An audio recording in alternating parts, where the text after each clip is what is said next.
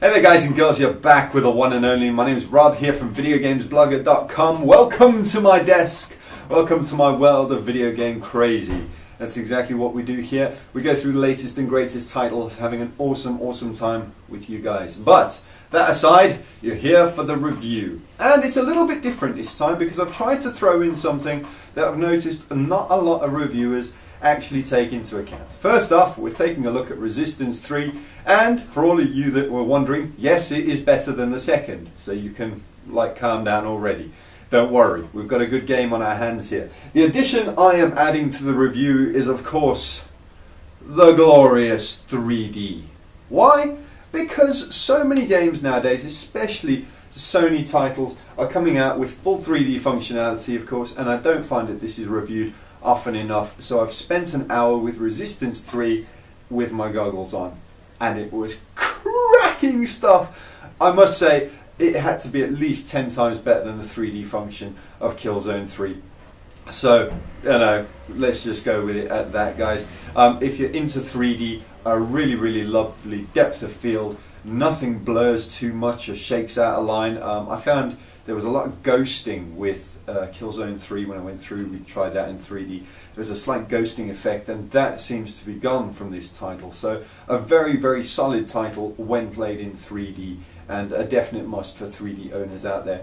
That aside, let's crack on with the game, shall we? So, Resistance 2.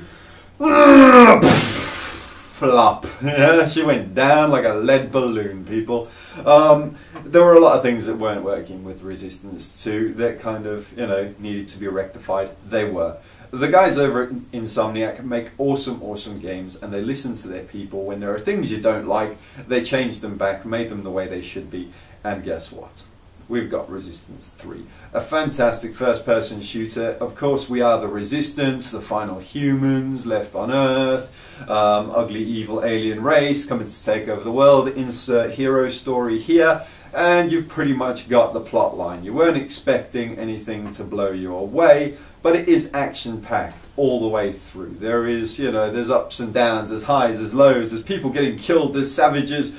There's even like a Mad Max bit where we end up inside what could effectively, you know, was this massive prison, is now turned into like a full-out arena because basically the lunatics took over the asylum. It gets brutal and hardcore. It gets pretty disgusting because you've got this thing called a mutator, and you can shoot and make people puke and explode and stuff, and well, it's just good old-fashioned fun. It's the way it should be, guys. In my opinion, you know, experience as well as graphics and stuff like that. Experience is more the main point of a game. If you're having fun with it, then you're having fun. Nothing detracts from that fun along the way. The sound is great.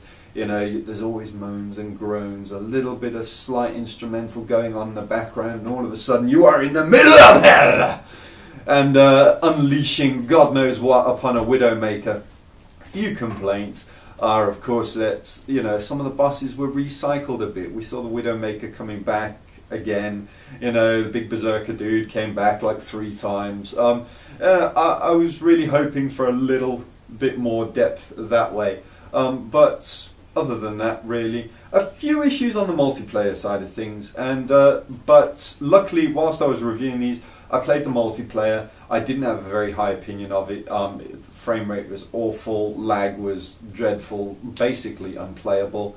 And then the first and second patches were released very close to each other. They are very big patches, so there must have been a big problem somewhere.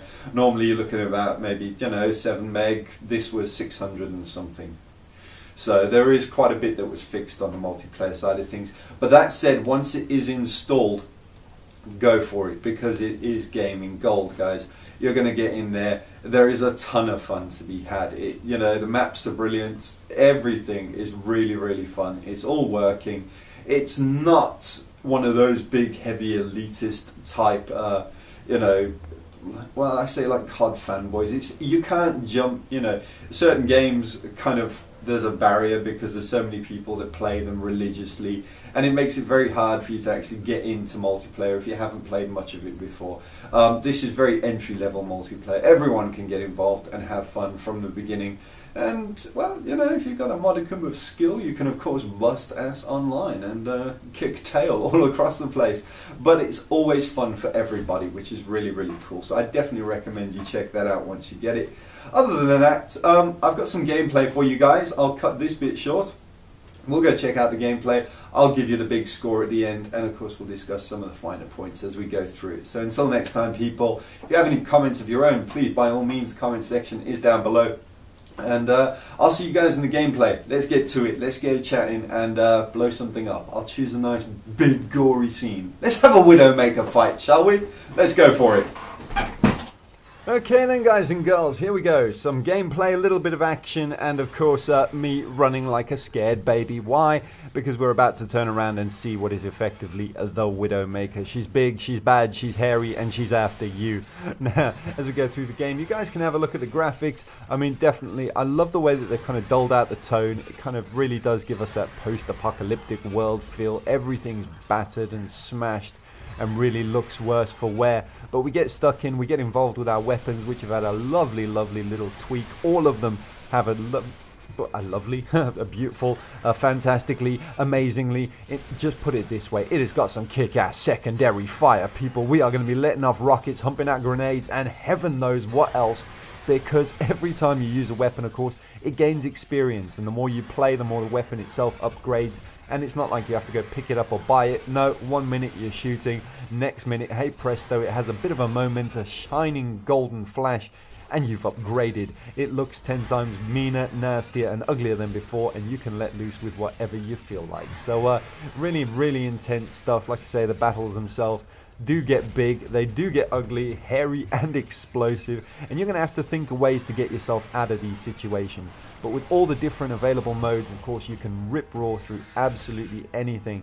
Like you say, all the time, greeted with little cutscenes here and there to develop the story, and a great, great game to be played by all. So, my overall fun factor, the big review score that I'm going to give to Resistance 3 is a 7 out of 10. It has had some minor failings, and it doesn't feel as AAA as it could be, but it's AAA nonetheless. Guys, I will see you in the next review. Until next time, don't forget, check you in the comments section, and as always, game on.